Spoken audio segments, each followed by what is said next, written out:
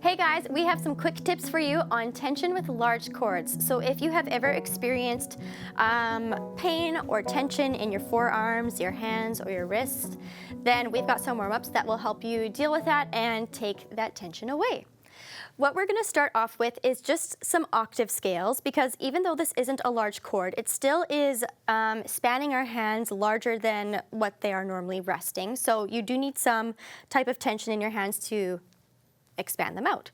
Let's just take the C scale to start with the right hand, and what we're going to focus on is using the wrist to basically pull down the notes. So rather than pressing the notes down with any tension here, because that can create a harsh sound, we want to think of pulling the notes down.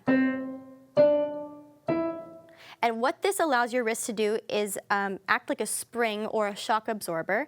And when you come up, you want to release your hand. And when we do it in slow motion, our fingers are going to kind of collapse in like this.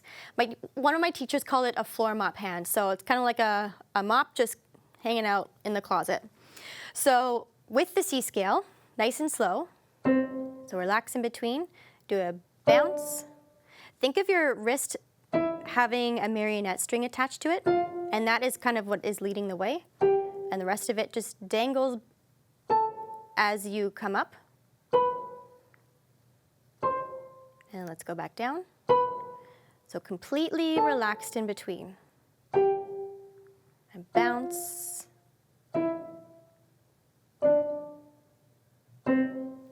And the left hand, let's do G major. So we will add in a black key. We'll add an F sharp when we do this. So again, let's start closer to our body, go down, and then come back up. So this is a little different.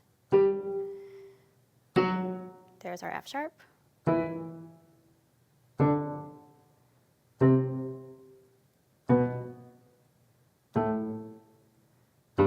the reason we started higher and are working up is so that we get the same kind of movement as the right hand, starting in our body and then moving out. We are going to go on to full four-note chords. So this is where, in a song, we'd be using it more, and oftentimes the chords are held down. So if you're not using a pedal and it's your hand that's holding it down, and actually even if you do use a pedal, I know for me, I find myself sometimes if I'm really tense, I'll be pressing the notes down as soon as they're played. So once the notes are pressed, there's nothing else that needs to be like really forced down except for a little bit of weight to hold the actual key down. So once you play a chord, make sure that you're not still pressing the notes down, because that's just wasted energy. This is so tense in here, and it's getting uncomfortable really fast. So if there's anything like that in your pieces, that's definitely going to make a big difference. If you can just learn to relax on those held notes, give your arms and fingers a break. So with the left hand now, we're going to do the C four-note chords, which is C, E, G, so the triad, and then we are going to add in the lowest note to the top.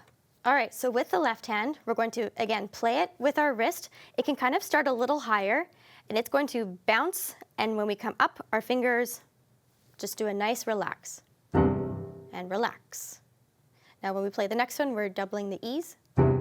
Relax, relax, relax, relax, relax,